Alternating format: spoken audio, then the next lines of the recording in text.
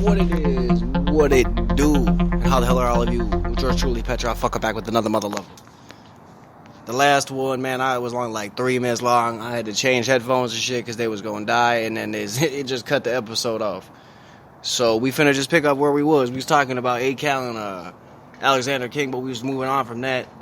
And I was gonna say that Jelly Roll just dropped a music video for the song "The Bottom" that he had on "Beautiful Disaster." He been dropping music videos for that whole album lately. And that whole album was fire through and through. Him and King ISO dropped that shit like back to back.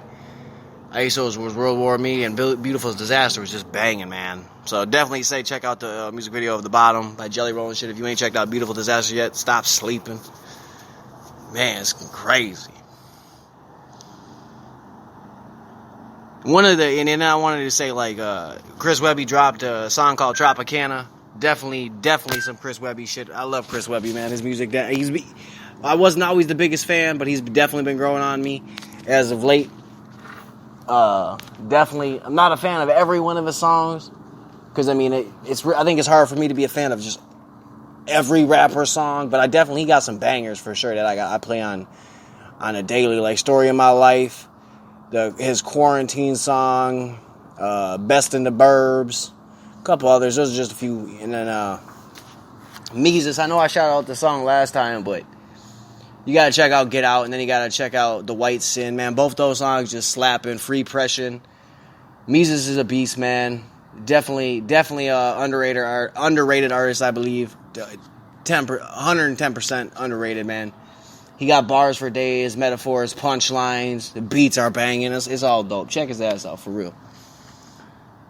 And then one of the major things, man, I seen and I heard that Kid Cudi and Eminem dropped "Man on the Moon" with Slim Shady. I think is the name of the song. I'm gonna have to look it up real quick.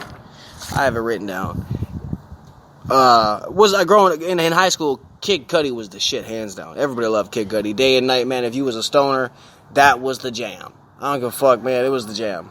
And then him and B.O.B. was dropping shit back, not together, but back and forth. I know B.O.B. had a lot of good shit like Airplanes 2, and then Kid Cudi had Day and Night. He had Erase Me.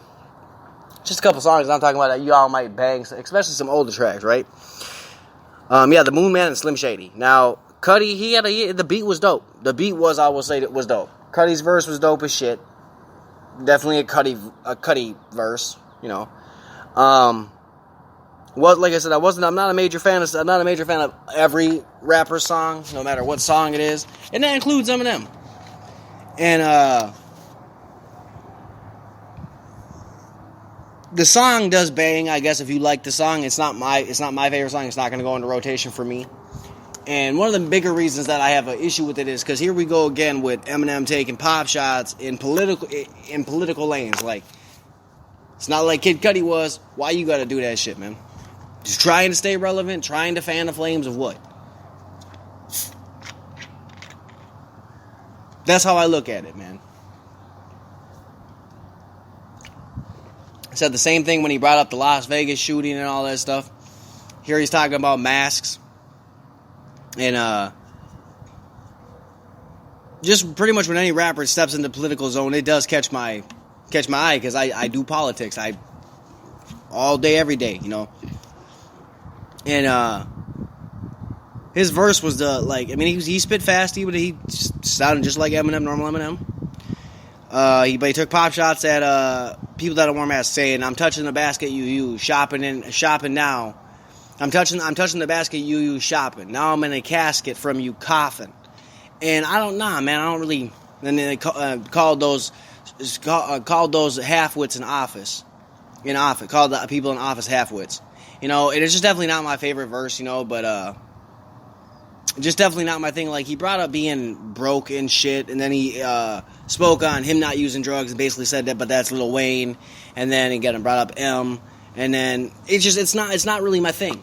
It's just that whole track was not my thing. I mean, I guess if you could say he came with the bars, he came with the punchlines, he saw, he conquered. But to me, he didn't.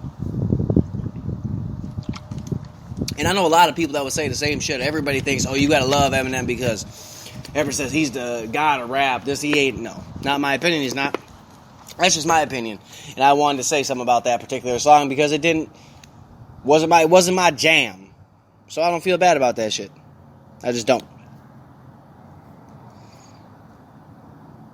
So, but that's really all I had for that one. You know, I was thinking about the shit. I was like, man, I forgot to say it the last time I was talking about did a music episode, and I had to pop it in there. I had to.